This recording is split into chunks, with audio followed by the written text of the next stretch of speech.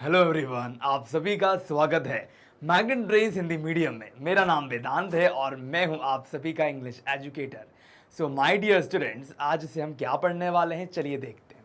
आज हम कवर करने वाले हैं class 11th English Bihar board the chimney sweeper poem number 3 questions and answers. So without wasting any time, चलिए स्टूडेंट आगे बढ़ते हैं। यहां पर दिया हुआ है work in small groups and discuss these issues. आपको क्या करना है, छोटा ग्रुप बनाना है और इन इश्यूज को डिस्कस करना है, जो कि बहुत ज़्यादा महत्वपूर्ण है। अब यहाँ पर देखते हैं क्या इशू है। हम इशू से क्या समझते हैं, इशू का मतलब क्या होता है, अर्थात मुद्दे, है ना। क्वेश्चन नंबर 1 दिया है, in your locality you might have come across several children working in different fields of life. Dear students, अगर आप बात करें अपने आप की, खुद की, या मैं अपनी बात करता हूँ, तो कहीं ना कहीं हम लोगों ने देखा ही होगा कि छोटे छोटे बच्चे जो होते हैं हमारे घर के आसपास, हमारी लोकेलिटी के आसपास काम करते हुए दिखते हैं, है ना। तो वही चीज़ है, वही क्वेश्चन आप लोगों से पूछा जा रहा है। Do you think it is proper to engage in work when one should be studying in school? तो यहाँ पर ये प्रश्न किया जा रहा है आपकी सोच समझ के अनुसार ही, कि क्या ये आवश्यक है कि जो भी बच्चे बाहर काम कर रहे हैं, है ना, वो सही है कि नहीं, है ना। अब देखिए, when one should be studying, और अगर वे बच्चे पढ़ाई भी कर रहे हैं और साथ ही साथ काम भी कर रहे हैं, तो क्या आप इस बात से सहमत हो? क्या है आपके विचार? तो चलिए हम देखते हैं क्या होंगे हमारे विचार। Children are called future of a country. अब यहाँ पर कहा गया है कि जो बच्चे होते हैं वो क्या हैं, वो फ्यूचर हैं। फ्यूचर का मतलब क्या होता है डियर स्टूडेंट? भविष्य। तो जो बच्चे हैं वे हमारे देश का भविष्य हैं। हमारे देश का भविष्य क्यों है? वह हमारे देश का भविष्य इसीलिए है क्योंकि जो छोटे बच्चे हैं वही आगे जाके बड़े होंगे, जैसे एडल्ट हो जाएंगे, तो वही एडल्ट होके आईएएस, आईपीएस और भी अलग अलग काम करेंगे। तो उनका जो एजुकेशन बैकग्राउंड है, एजुकेशनल बैकग्राउंड बढ़िया होना चाहिए। तो इसीलिए वे क्या हैं? हमारे देश के भविष्य हैं। इन सच सर्कमस्टेंसेस, इन घटनाओं में, आप कह सकते हैं सिचुएशंस में, it would be inhuman to take work from children as we see today. देखिए, हम कहते हैं पढ़ाई करने की एक निश्चित उम्र होती है, ठीक है। 12th स्टैंडर्ड या ग्रेजुएशन आदमी से कहा जाता है कि आप पढ़ाई करें। इसके पीछे कारण क्या होता है? इसके पीछे ये कारण नहीं होता कि आप लोग पढ़ लोगे तो बहुत कुछ बड़ा हो जाएगा, लेकिन एक स्टैंडर्ड स्टडी जो होती है वो आपको एक समझ प्रदान करती है। लेकिन उसी एज में जहाँ पे आपको पढ़ाई करना है, बेसिक स्टडी करना है, यदि आप पढ़ाई ना करें और छोड़ दें तो उससे क्या होगा? एक बेसिक स्ट्रक्चर जो है माइंडसेट का, वो डेवलप नहीं होगा। तो यहाँ पर यही बात की गई है कि कभी कभी कुछ लोगों की लाइफ में ऐसे सर्कमस्टेंसेस आ जाते हैं जहाँ पे वो लोग काम नहीं कर पाते, तो in such circumstances it would be inhuman, है ना। तो यहाँ पर ये भी कहा गया है कि इनह्यूमन है ना, अगर हम उससे काम ले रहे हैं, भले ही कोई भी परेशानी हो या कुछ भी हो, लेकिन तब भी अगर हम उनसे काम ले रहे हैं तो वो बिल्कुल भी सही नहीं है।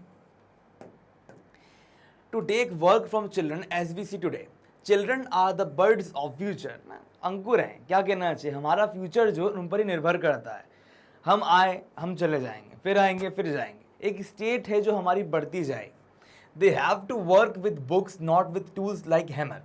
अब यहाँ पर जो है बेसिकली यही कहा जा रहा है कि बच्चों को ना हैमर के साथ नहीं काम करना। इसका मतलब क्या होता है? इसका मतलब साफ है डियर स्टूडेंट्स, ये है कि जिस उम्र में पढ़ना लिखना है, अगर वहाँ पर आप ऐसा काम करोगे जो आपके योग्य नहीं है, तो वो बिल्कुल भी सही नहीं होगा। तो यही बात है। तो अगर हथौड़ी छीना चलाना है तो पढ़ाई किस बात की? So it is not proper to be engage in manual work, है ना। मैनुअल वर्क मतलब ऐसे वर्क जहाँ पे आप लेबर का काम कर रहे हैं, कहीं शॉप में बैठ रहे हैं, बहुत सारे काम होते हैं जो मैनुअल वर्क में आते हैं। They must be in the school, उनको स्कूल में होना चाहिए। कुछ बच्चे फैक्ट्रीज में काम करते हैं, कुछ लोगों से गंदगी उठवाते हैं, कचरा उठवाते हैं, पेपर बिकवाते हैं। तो ये सब कुछ जो है वो बिल्कुल भी बढ़िया नहीं है। उनको क्या करना चाहिए? हमको उनको स्कूल भेजना चाहिए। चलिए आते हैं हम क्वेश्चन नंबर 2 पे। Why do this children work? ऐसा क्या कारण है कि ये बच्चे जो हैं वो काम करते हैं? Is there any compulsion to work, क्या यहाँ पर कोई कंपल्सरी चीज़ है जो उनको बांध के रखती है कि उनको काम करना है? और is it A share ignorance on the part of their parents, और कहीं ना कहीं क्या ये एक खुला है ना इग्नोरेंस है किनकी तरफ से? पेरेंट्स की तरफ से। Working class children are poor. अब देखिए यहाँ पर ये कहा जा रहा है कि जो वर्किंग क्लास चिल्ड्रन होते हैं वे होते हैं गरीब। हमारे देश की जो परिस्थिति है वो बिल्कुल भी बढ़िया नहीं है, बिल्कुल भी नहीं। एक जगह हम जहाँ पर देख पा रहे हैं कि इलाइट क्लास पीपल रह रहे हैं, अमीर लोग, वहीं पर एक और दर्जा है, एक और लोगों का क्लास है जो बहुत गरीब है, जो अपनी ज़िंदगी ऐसे ही जी रहे हैं। तो वर्किंग क्लास चिल्ड्रन जो हैं वो क्या है, कहीं ना कहीं पुअर हैं। जो अब देखिए आप लोग अच्छे पढ़ने लिखने वाले बच्चे हैं, मम्मी पापा आप लोगों से काम नहीं करवाते, लेकिन गरीबी के कारण भी कुछ ना कुछ बच्चे ऐसे होते हैं जिनको काम करना पड़ता है। Let us take an example of millionaire picture, ना करोड़ एक पिक्चर बनी स्लम डॉग मिलियनरी। वहाँ पर आपने देखा होगा बहुत अच्छे तरीके से कि कितना संघर्ष करता है वो बच्चा, है ना। तो वहीं कोई बहुत गरीब होता है तो अपने भाई के साथ रहना, फिर बहुत सारी घटनाएं घटती हैं। दे वर्क फॉर ब्रेड, कहीं ना कहीं वो क्या काम करते हैं? ब्रेड के लिए काम करते हैं। Because there parents are poor who have nothing to feed them. यहाँ पर यही कहा जा रहा है कि देयर पेरेंट्स आर पुअर, उनके जो पिता होते हैं, मम्मी पापा जो होते हैं, वो लोग बहुत ज़्यादा गरीब होते हैं। इसी कारणवश क्या होता है, उनको खुद के पेट भरने के लिए काम करना पड़ता है। There parents are faultless and have no compulsion in sending the children to do manual work. अब देखिए बात क्या होता है, कभी कभी मजबूरी होती है, कंपल्शन होता है ना, कुछ भी बहुत सी परिस्थितियाँ आ जाती हैं जिसके चलते बच्चों को काम करवाने भेजना पड़ता है। और ना भी भेजना पड़े तो पेरेंट्स की स्थितियों को देखकर बच्चे आगे निकल जाते हैं। चलिए अब हम आगे बढ़ते हैं। Question number 3, make a list of the kind of work children are usually engaged in, है ना, जिसमें वो इन्वॉल्व रहते हैं, किस काम के लिए वो करते हैं। Also discuss the treatment method out to them in their work place, है ना। अब यहाँ पर ये बताया जा रहा है बहुत अच्छे तरीके से कि हमको यहाँ पर ट्रीटमेंट मेथड आउट, ना, जो कौन सा ट्रीटमेंट होता है उनके साथ जब वो लोग काम करते हैं, उसके बारे में हमको बताना है। Children generally work in hotel, जो चिल्ड्रन होते हैं वो क्या करते हैं, जनरली कहाँ काम करते हुए दिखते हैं हमको? होटल में। होटल का मतलब तो आप सभी जानते होंगे। Motor garage, small industries etcetera. Owners of this organisation are rude and they behave with them cruelly, ना। जैसे आप लोगों ने देखा होगा छोटे छोटे ठेले लगे होते हैं, उन छोटे छोटे ठेलों के आसपास क्या होता है, गरीब बोने से बच्चे काम करते हुए दिखेंगे, थाली निकालते हुए दिखेंगे, साफ करते हुए दिखेंगे। तो वो चीज़ क्या है, कहीं ना कहीं वो बहुत रूड है ना। तो चिल्ड्रन जो है वो होटल में काम करते हैं, मोटर गैरेज में दिखेंगे आपको। आप कभी जाएं अपने पिताजी के साथ गाड़ी लेकर तो आपको देखने को मिलेगा, अभी तो बहुत कम हो गया है, पहले जब ये एक्ट वगैरह नहीं आए थे तो उस समय की परिस्थिति बहुत अलग थी।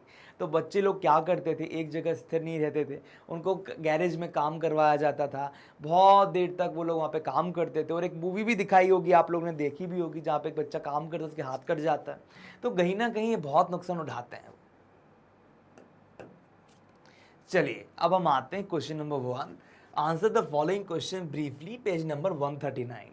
तो अब आप लोग इस बात को ध्यान रखिए, ये क्वेश्चंस जो हैं डायरेक्टली आपकी बुक से पूछे गए। स्टार्टिंग के क्वेश्चंस जो होते हैं वो आप लोगों से इसीलिए पूछे जाते हैं ताकि आपकी अंडरस्टैंडिंग जो है वो समझ में आए। तो हम अंडरस्टैंडिंग डेवलप करने के लिए ऐसे क्वेश्चंस एक दूसरे से पूछा करते हैं, डिस्कस करते हैं। Who is I in the first line, अगर हम पहली लाइन की बात करते हैं तो आई कौन है? I in the first line of the poem is the speaker, the boy who is chimney speaker, chimney sweeper.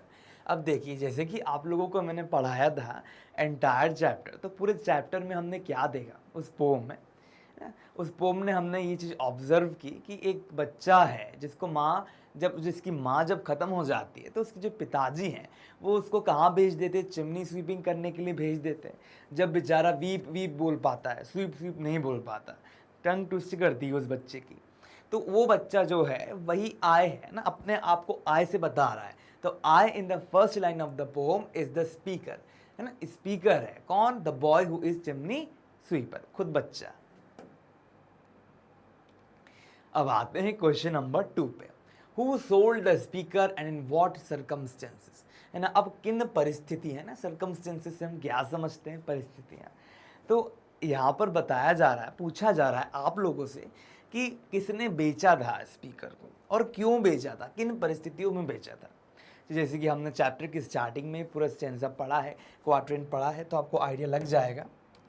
The speaker's father sold him after his mother's death, जब उनकी माँ की मृत्यु हो जाती है तो उसके पश्चात क्या होता है, स्पीकर के जो पिताजी हैं वे उसको बेच देते हैं। The speaker was sold as his mother had died and due to his poverty as well. अब जो स्पीकर है वो बेच जाता है ना, वॉज सोल्ड ना, जो बोल रहा है, जो बता रहा है, उसको बेच दिया जाता है। क्यों? क्योंकि उसकी मम्मी डेड हो चुकी थी और उनके घर में गरीबी थी। तो आपको मैंने बताया ना, परिस्थितियों के कारण भी कुछ ऐसी घटनाएं घटित होती हैं जहाँ पर क्या करना पड़ता है, लोगों को, अपने ही लोगों को बलिदान देने के लिए उतारू करना पड़ता है, खुद बलिदान दे लेते हैं उनका। तो यही उनके पिताजी ने किया। उनके पिताजी ने क्या किया, अपने बच्चे को भेज दिया। क्वेश्चन नंबर 3 पर आते हैं। What does my tongue could scarcely signify, ना बड़ी मुश्किल से, स्कैर्सली ना मुश्किल से, तो यहाँ पर क्या बताता है, क्या सिग्निफाई करता है, ये चीज़ हमको देखनी है। अब लाइन 2 और 3 की बात हो रही है। My tongue scarcely cry signifies that childhood is not time to cry, ना कहीं ये चीज़ बताती है कि जो मेरी ना जो टंग है वो अच्छी तरीके से बोल भी नहीं पा रही।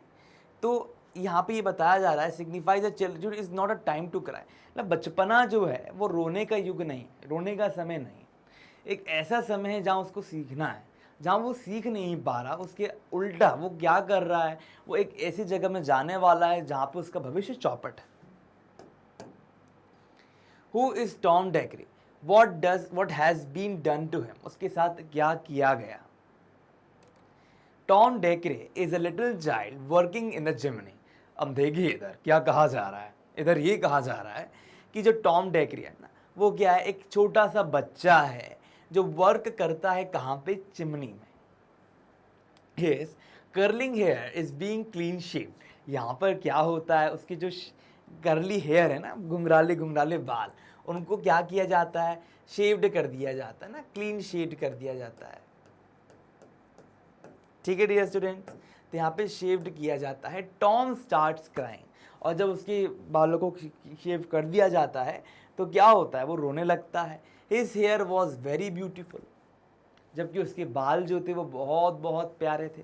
तो माय डियर स्टूडेंट्स, यहाँ पर यही बताया जा रहा है ना कि एक बच्चे को बुलाया जाता है और वो बच्चा क्या होता है, उनमें नया होता है, उसके बाल बहुत कर्ली होते हैं और उसके बाल को फिर क्या करते हैं, काट दिया जाता है ताकि जो अंगारे हैं वो गिरे तो उसको जलाए ना, तो वो बहुत रोता है।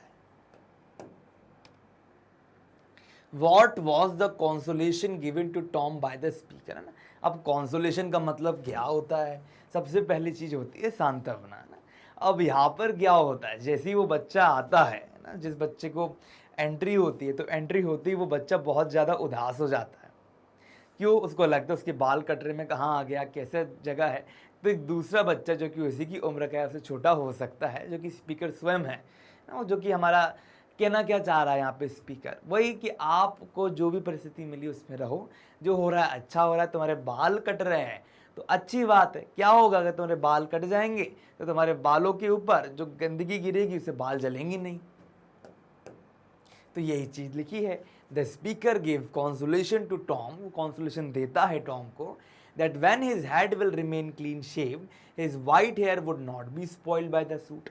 यही कह रहा है कि जो सूट है, जो गंदगी है, काला काला कोयला है ना, बुरबुरा आपने देखा होगा, जैसे आप फॉर एग्जाम्पल आप कोयले को देख तो साफ करेंगे चिमनी तो कुछ गिरता है काला काला सा, तो वो चिमनी ही है। अब जैसे आपने कोयला, आपने चूल्हा जलाया, पहले समय के लोग चूल्हा जलाया करते थे, तो उसमें भी क्या होता है, जब आग जलती है तो साइड में ना एक गंदगी आ जाती है, तो वो ना गरम गरम अगर बालों पे गिरती तो बाल जलने लगते हैं और वो खराब हो जाते हैं।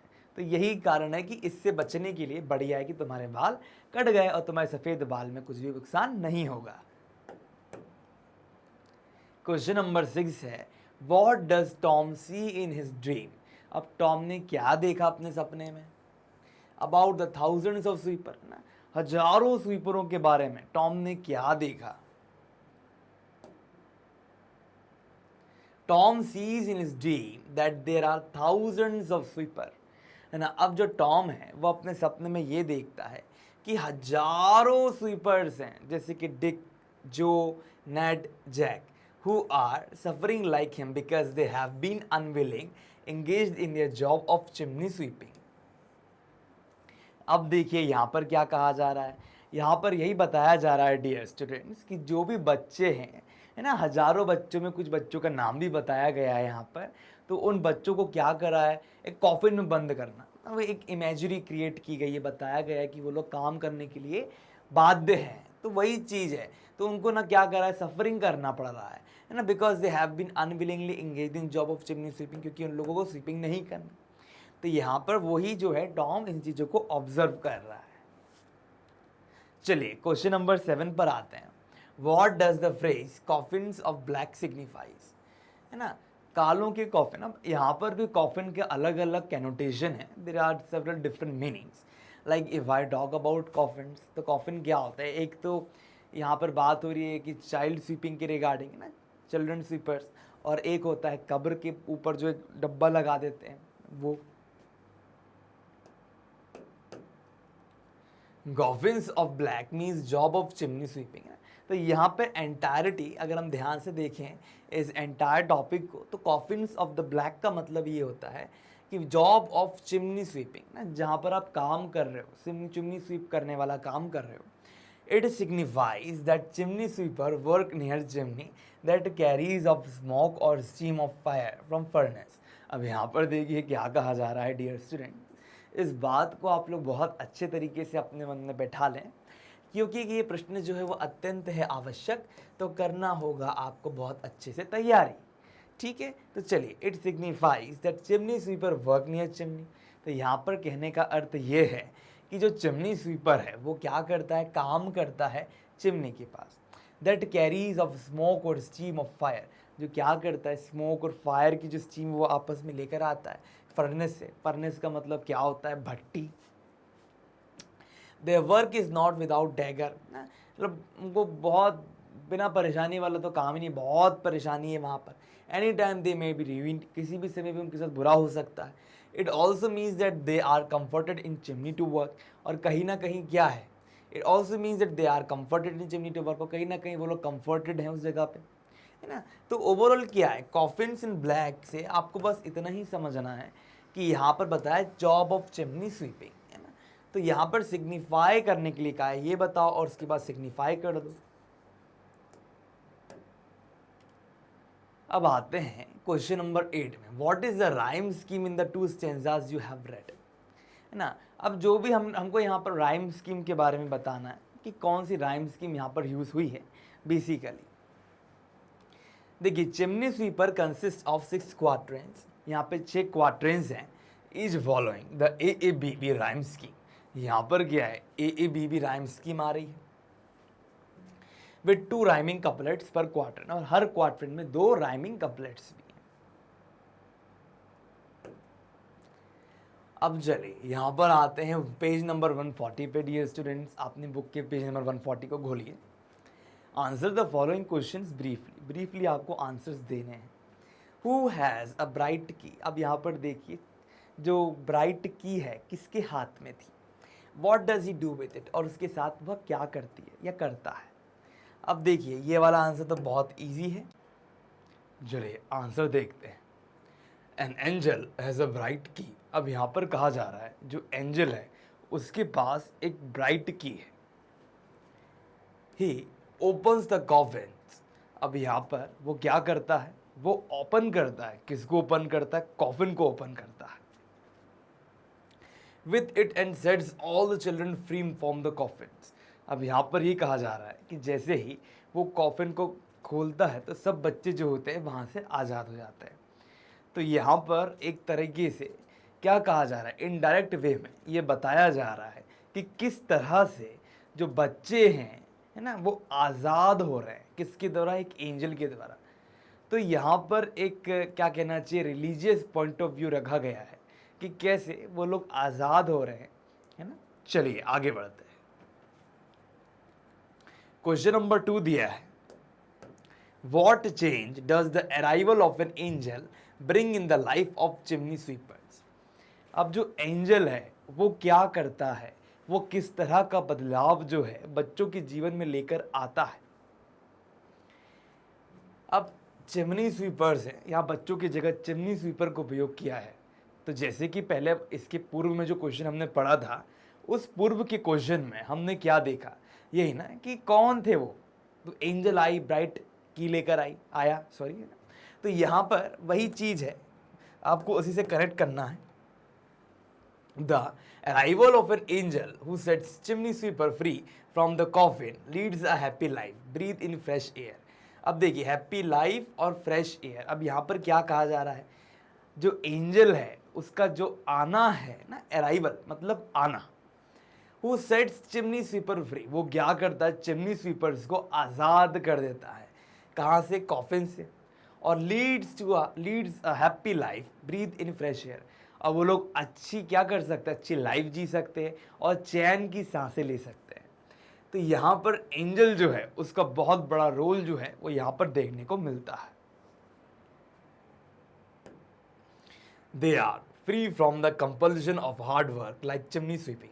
अब देखिए यहाँ पर क्या कहा जा रहा है, जैसे ही एंजल आती है तो एंजल के आने के बाद जब उनके दरवाजे खुल जाते हैं ना, ब्राइट की से खोल देता है वो, तो ये जो चिमनी स्वीपिंग है कहीं ना कहीं वो कंपल्शन नहीं रहता, उनको हार्ड वर्क नहीं करना पड़ता। Question number 3, the angel tells Tom something about God. अब यहाँ पर जो एंजल आया था वो परमेश्वर के बारे में कुछ बताता है, किसको, टॉम को। चलिए देखते हैं यहाँ पर वो क्या बता रहा है, हमको वही चीज बतानी, ठीक है। The angel tells Tom to look up to the divine father. यहाँ पर यह कहा जा रहा है कि आपको देखना है, किसको देखना है, डिवाइन फादर को देखना है। डिवाइन अर्थात दिव्य पिता को आपको देखना है। And trust in his assurance, और आपको क्या करना है, एश्योरेंस पर आपको ट्रस्ट करना है और सिक्योरिटी पे। इसका अर्थ यहाँ पर साफ तरीके से ये कहा जा रहा है डियर स्टूडेंट्स कि भगवान पे भरोसा रखो, ढांढस बांध के रखो, विश्वास रखो, वो तुम्हारी सिक्योरिटी करेंगे और तुमको अच्छा बना के रखेंगे, वो तुमको एश्योर करेंगे, सुनिश्चित करेंगे कि सब कुछ अच्छा होगा। The chimney sweeper will never be unhappy in life. यदि वे लोग अच्छे से काम करते जाते हैं तो उनको कभी भी अपने जीवन में उदासी को देखना नहीं पड़ेगा। क्वेश्चन नंबर 4 है, what does the phrase never want Joy mean here. अब यहाँ पर एक फ्रेज आया जिसका मतलब क्या है हमको बताना है। अब फ्रेज क्या है, never want Joy. The phrase never want Joy means the sweet grace of Almighty. परमेश्वर की कृपा, प्रेम भरी कृपा, इसका मतलब है नेवर वॉन्ट जॉय। परमेश्वर क्या है, God is with them, now they will never be unhappy. और वे लोग कभी भी अनहैप्पी नहीं रहेंगे ना, कभी भी खुशी, उनके जीवन में हमेशा खुशियाँ रहेंगी, अनहैप्पी नहीं रहेंगे इन लाइफ एनी मोर, है ना। उनके जीवन से क्या होगा, जब भगवान आएंगे तो भगवान उनके जीवन में हर एक चीज़ अच्छी अच्छी लेकर आ जाएंगे, जो भी परेशानियां हैं उनके जीवन की वो समाप्त हो जाएंगी।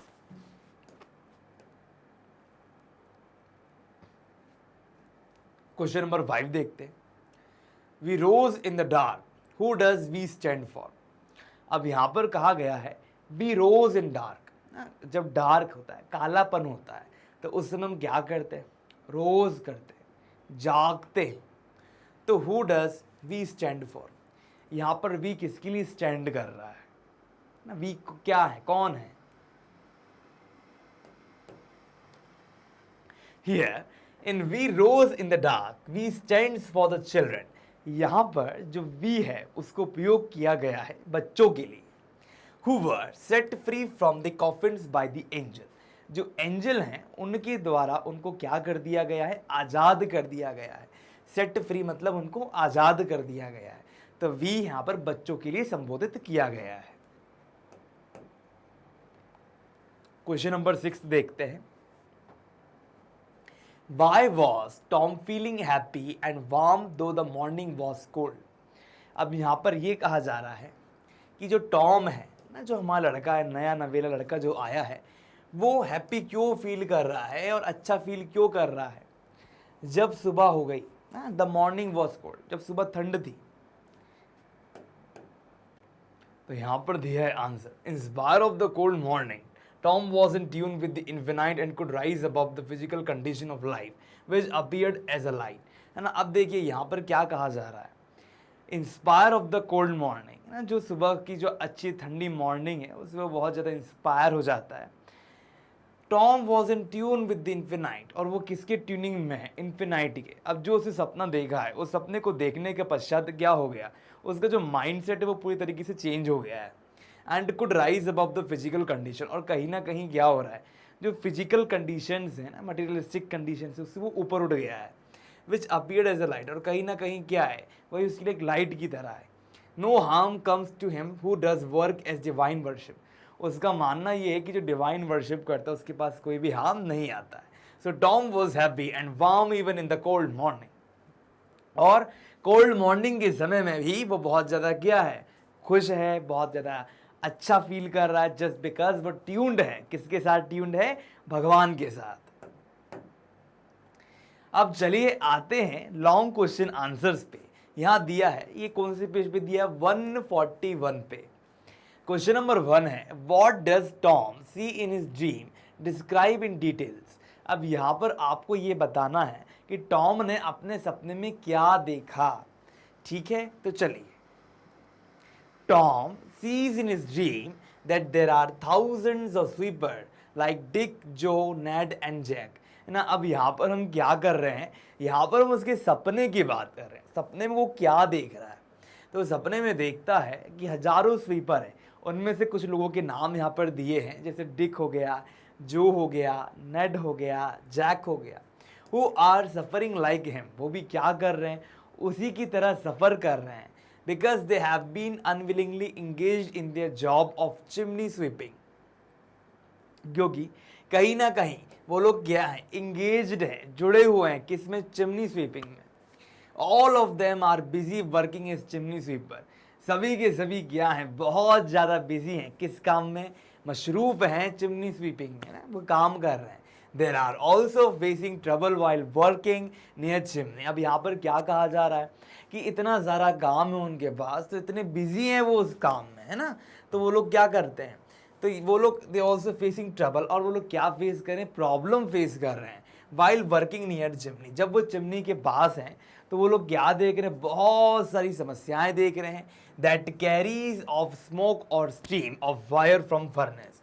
अब क्या होता है, जो फर्नेस है, जो कि भट्टी है, भट्टी के पास आ जाने से क्या होता है, आदमी को परेशानी होती है, पूरे टाइम भट्टी के आसपास घूमते रहना, मंडराते रहना, है ना, इंजन के पास रहना, तो कहीं ना कहीं क्या होता है, उसको नुकसान पहुंचता है।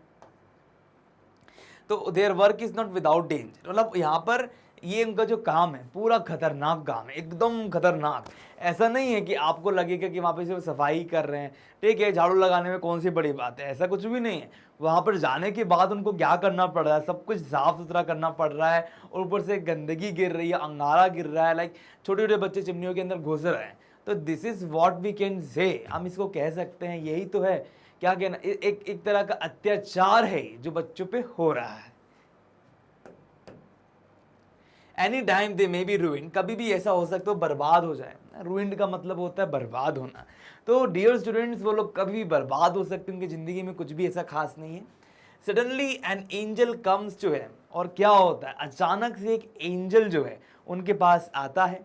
He gets them free from their dirty and troublesome work, और वो क्या करता है, उनको, है ना, फ्री कर देता है। किससे फ्री कर देता है, dirty and troublesome work, like एकदम जो परेशान और जो एक बर्डन है उनके माइंड, उससे वो उनको बाहर निकाल देता है।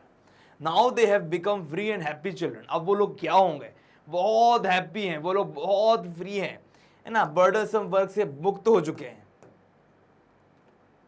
Question number 2, in what way is Tom's dream significant, महत्ता क्या है टॉम के ड्रीम की।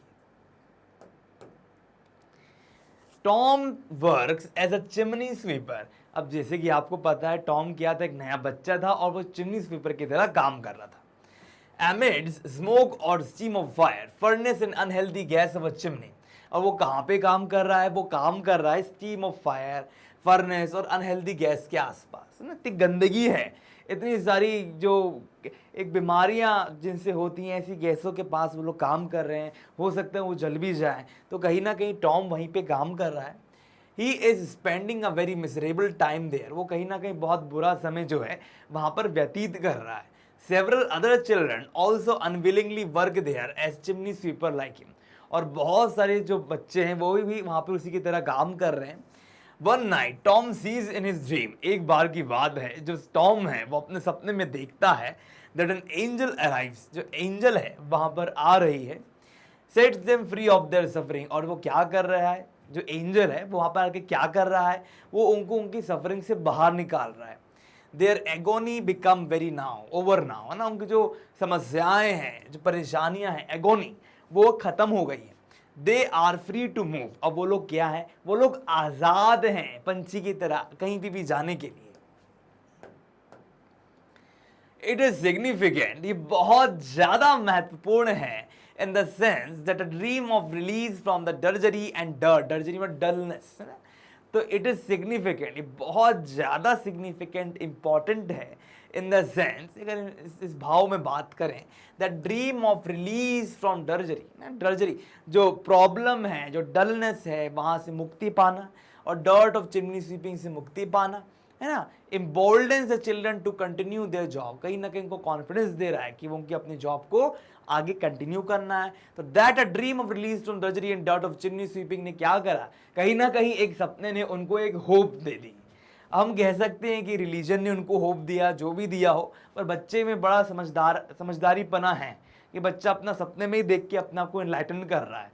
लाइक कि हम लोगों को तो सपने की दुनिया का भी विश्वास ही ना हो, तो एक छोटा बच्चा अपने सपने को कितना मान लेता। तो कहीं ना कहीं यहाँ पे इनोसेंट बच्चा है, वो बहुत इनोसेंस है उसके अंदर। तो यही बात है, सॉन्ग्स ऑफ इनोसेंस का एक पार्ट है।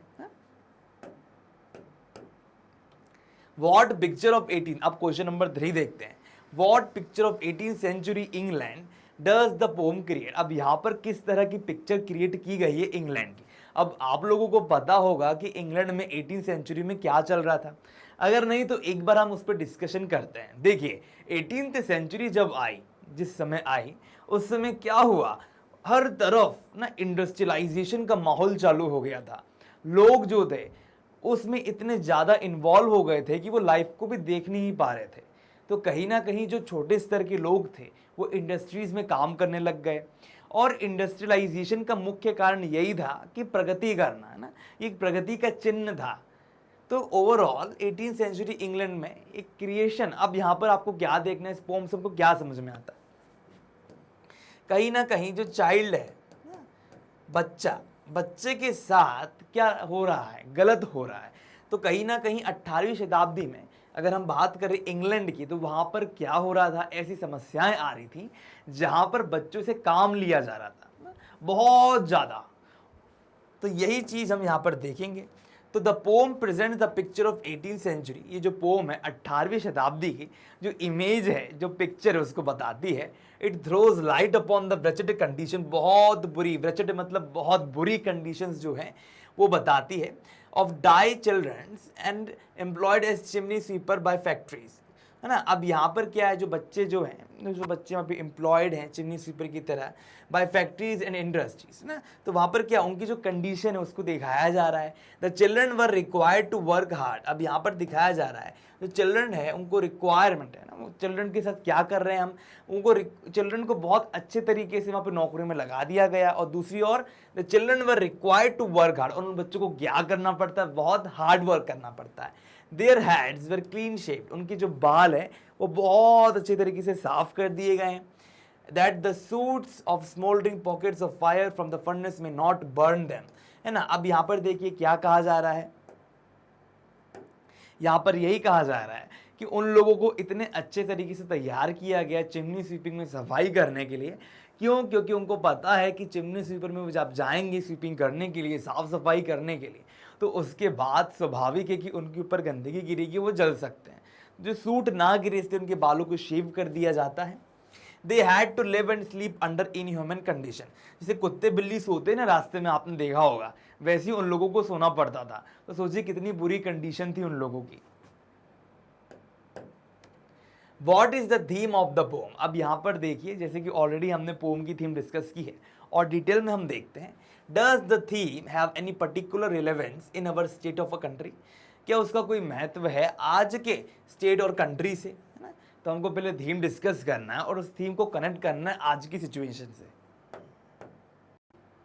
तो चलिए आंसर देखते हैं। The theme of the poem is most impressive and appealing.